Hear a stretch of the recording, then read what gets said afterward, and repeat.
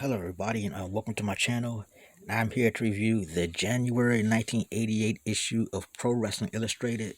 Of course, you see with the $1 Million Man Ted DiBiase on the cover. So let's get to reviewing.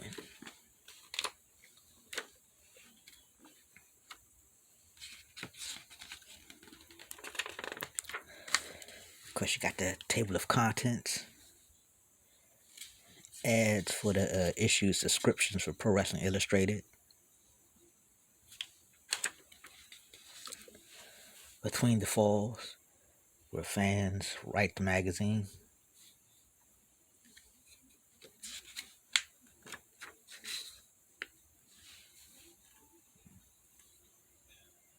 Because Michael Hayes is Michael's Bad Street Band Off the Streets album. Yeah, I actually have this tape somewhere. Ringside, where they talk about all the latest news, and they're talking about the Paul Bosch retirement show that WWF put on for Paul Bosch. You know, which is crazy because WWF usually didn't do stuff like that, but since they bought out, I think they will work with Paul Bosch in Houston, so they did a show. And of course, like, it's crazy that one of the people they invited was Vern Gagne.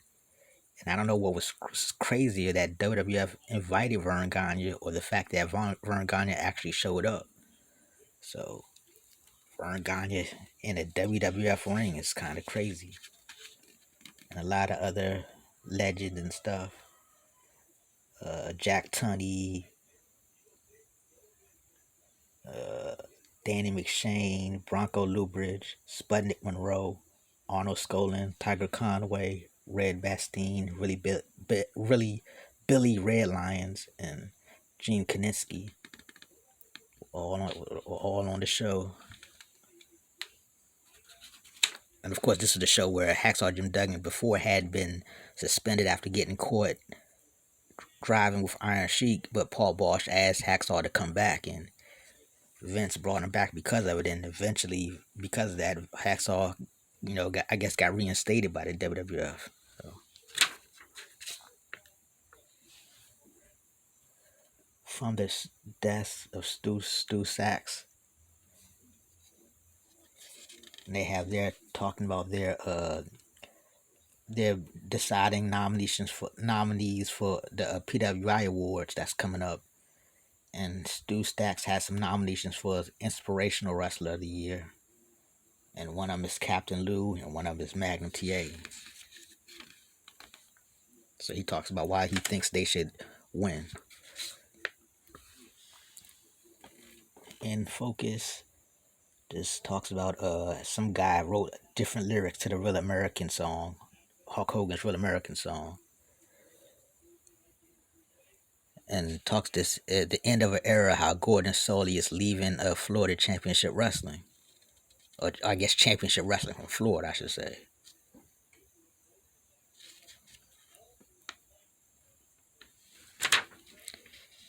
Of course, back issues of the Wrestler, back issues of Inside Wrestling, No Holds Barred, and it talks about the match Hulk Hogan and Bruno Sammartino versus King Kong Bundy in a one-man gang, and it was the first time Bruno and Hulk Hogan ever teamed up. And I do not understand how there was no video footage of this. How do you have these guys team up, the two biggest names of that company at the time, and they don't have video footage of that? They got to have that locked up somewhere. But I just do not understand how you do not film Hulk Hogan and Bruno Sammartino teaming up. But I think after that, Bruno left. I think that was the last match he had. I think he only had that one match with team with Hogan, and then right after that, I think he left. But I'm just like, how do you not have a match between? How do you not have video footage of these two teaming up?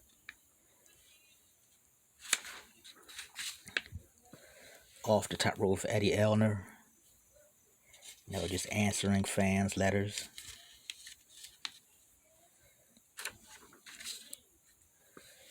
We have the top 10 Pro Wrestling Illustrated Top 10. Number 1, NWA World Champion Ric Flair. Number 2, WWF World Champ Hulk Hogan. Number 3, US Champ Lex Luger. Number 4, the UWF Champion Steve Williams. Number 5, the Western States Champion Barry Windham. Number 6, NWA TV Champion Nikita Koloff. Number 7, AWA World Champion Kurt Hennig. Number 8, Randy Savage. Number 9, the Florida Heavyweight Champion Mike Rotundo. Number 10, the World Class Heavyweight Champion Al Perez. Top tag teams. Number 1, the Road Warriors. Number 2, the WWF World Tag Team Champions, the Hart Foundation.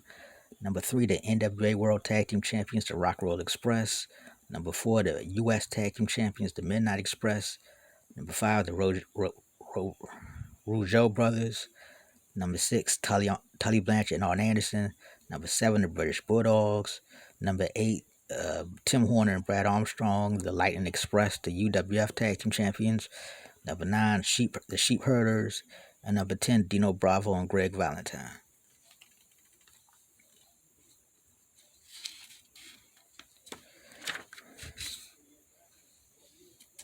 Some advertisements for Great American Bash souvenirs, like a shirt, and I guess that's a little poster or something.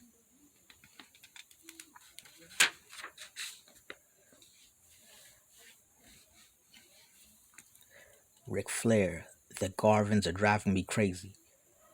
Trying to penetrate the surface blitz to examine the minds of Ric Flair seems a hopeless task, but the current feud between Flair and the Garvins has provided some valuable glimpses into what drives one of the most complex figures in all of sports.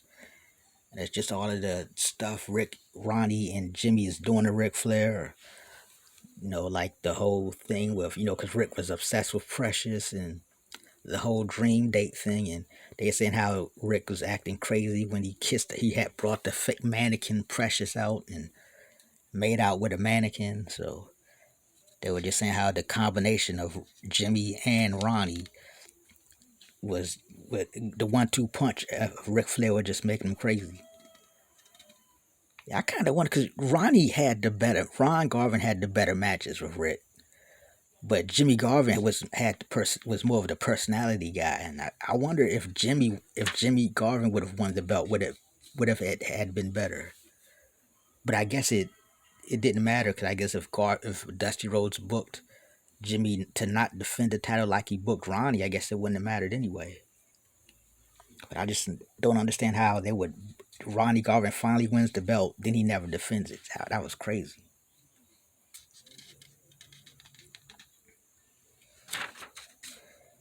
Interview with Larry Zbyszko.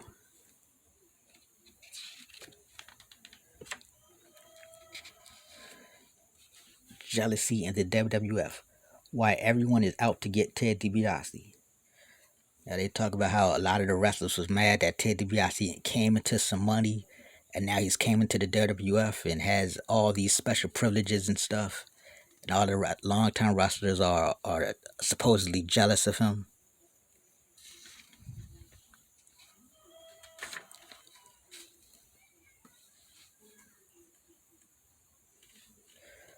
Close up of the Road Warriors. The greatest tag team ever in history. There's no doubt in my mind. The Steiners might come a close second, or the Midnight Express, but the Road Warriors is definitely the greatest team in history. At least of my generation. I don't know. People might say younger people might say otherwise, but the Road Warriors are the greatest team ever. All right, the favorite maneuver from the Road Warriors, the flying clothesline. Most hated opponent, the Midnight Express. Greatest match against Magnum TA and Ronnie Garvin at the Crockett Cup 86 finals.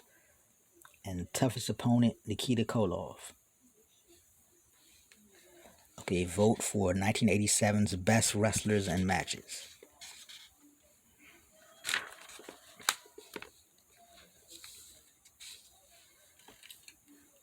We got Rookie of the Year, Some of the nominees for 1987 Rookie of the Year is Big Bubba Rogers, Owen Hart, and Sean Simpson. If I'm not mistaken, I think Owen Hart eventually won that. Last year's Rookie of the Year was Lex Luger. Most Improved Wrestler of the Year, Brutus Beefcake and Lex Luger. Last year's winner was Terry Gordy. I can't remember who won in '80. I think maybe Kurt Hennig. I think Kurt Hennig won in '87. Most Popular Wrestler of the Year, Nikita Koloff and Rick Steamboat. I think Dusty Rhodes won Most Popular Wrestler of the Year in '87. And last year's winner was Roddy Piper. Most Hated Wrestler of the Year. Some nominees are Andre the Giant and Tully Blanchard. I think Andre won it for '87. And last year's winner was Paul Orndorff, Mr. Wonderful. Inspirational Wrestler of the Year. Some nominees are Chris Adams, Superstar Graham, and Kevin Von Erich.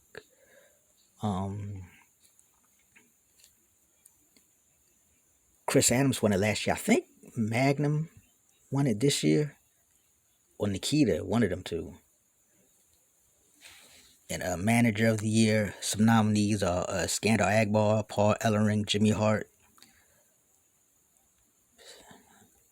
I think Jimmy Hart won it in '87, but last year's winner was Captain Lou Albano. Okay, the scouting report. They got scouting reports on the Honky Tonk Man, Kevin Kelly, Big Bubba Rogers, Al Perez, Kevin Sullivan, and Owen Hart. So Owen Hart was really starting to make a name for himself, even though he was still in Calgary at this time. But the magazines was really starting to talk about him. Is Hulk Hogan jealous of Jesse Ventura's Hollywood success? Yeah, because Jesse did become he did the movies first. I mean, Hulk Hogan was the biggest star, but Jesse started getting into acting first. So I would not be. I guess they was probably both jealous of each other. Maybe Jesse was probably jealous of the Hogan being a top wrestler, and Hogan was probably jealous of Jesse of having critical success in Hollywood. And being friends with Arnold Schwarzenegger.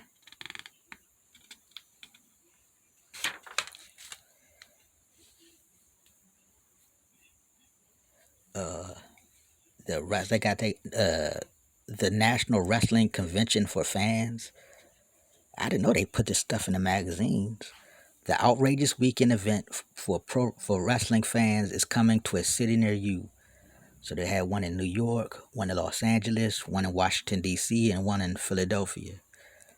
Yeah, I know they had these conventions because I thought these conventions were kind of out of kayfabe, but I didn't know they would advertise them in the aftermath.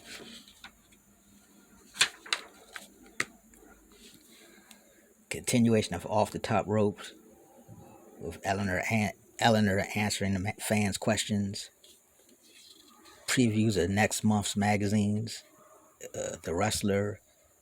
The Wrestler. Will Hulk Hogan be drowned by a new wave of challenges that includes Rick Rude, Bam Bam Bigelow, One Man Gang, and Ted DiBiase? And Inside Wrestling. Will Dusty Rhodes' U.S. title challenge against Lex Luger split up the superpowers?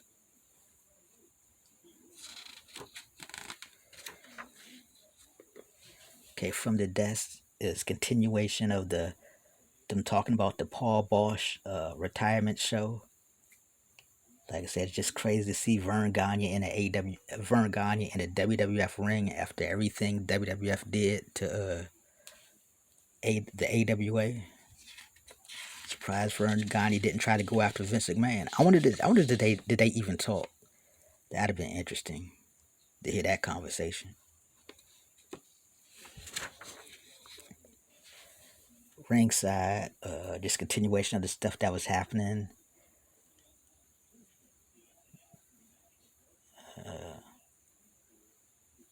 Talking about Dusty Rhodes and Kerry Von Erichs talk about his comeback from the motorcycle accident.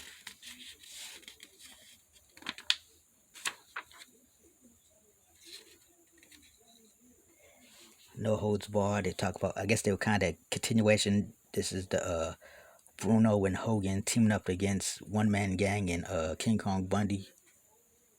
Just the comparisons between Hogan and Bruno as champion.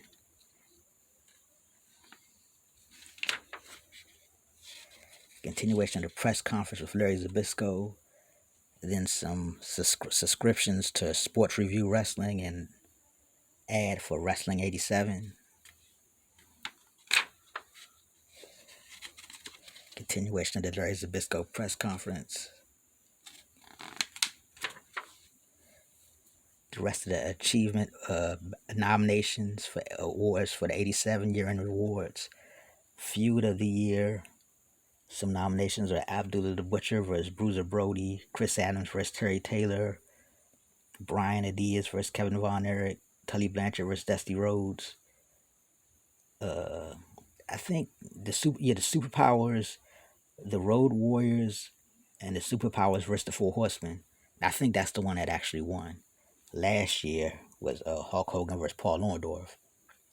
Tag Team of the Year, some of the nominations are the Hart Foundation, the Rock Roll Express, and the Midnight Rockers. I think the Midnight Express won it in '87. I think. I'm not sure. But last year's winner was the Rock Roll Express. Match of the Year, the nominations were Hulk Hogan versus Andre the Giant from WrestleMania 3, Nikita Koloff versus Lex Luger for the U.S. title at, I guess, the Great American Bash. Ricky Steamboat versus Macho Man for the Intercontinental title at WrestleMania 3. And of course, I think Macho Man versus Ricky Steamboat won that award. And last year's winner was Dusty Rhodes wins the NWA World title from Ric Flair. And Wrestler of the Year, some of the nominees were Ric Flair, Hulk Hogan, and Steve Williams. And I think Hulk Hogan won it in '87. And last year's winner was Ric Flair. So have all the have your ballot where you could have wrote down all your answers. Continuation of Between the Falls. Back issues of Sports Review Wrestling. The Arena Report.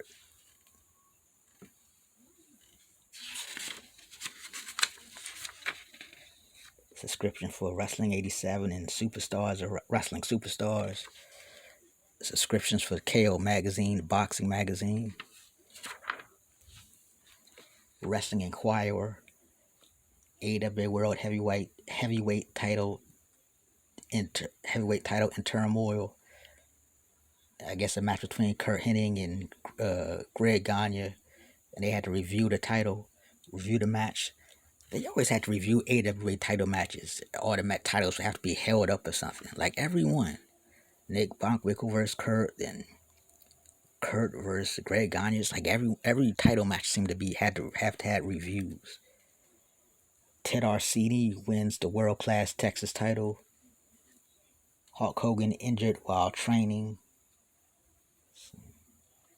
Animal Hulk challenged Mike Tyson. I gotta reread that. I don't remember that.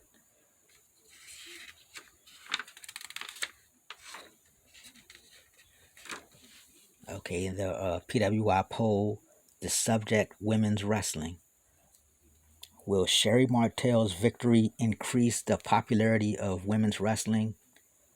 45% said yes, 37% said no, 18% were undecided. Have you ever gone to a card for the major purpose of seeing a women's match? 17% said yes, 83% said no, 0% was undecided. Does women's wrestling receive enough press coverage? 61% says yes, 30% say no, 9% say undecided. Should every card have a women's match on it? 22% says yes, 65% say no, undecided says 13%, undecided. Do you enjoy women's wrestling? 43% says yes, 57% says no, 0% is undecided. Should mixed tag team matches be allowed? 38% said yes. 54% said no. 8% said undecided. So based off this poll in 87, I think people did not like women's wrestling. And I guess the wrestling companies knew that because they did not have a lot of women's wrestling. So,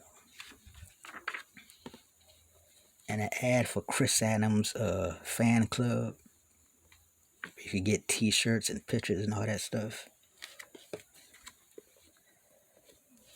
So thank you. I just reviewed the January 1988 issue of Pro Wrestling Illustrated.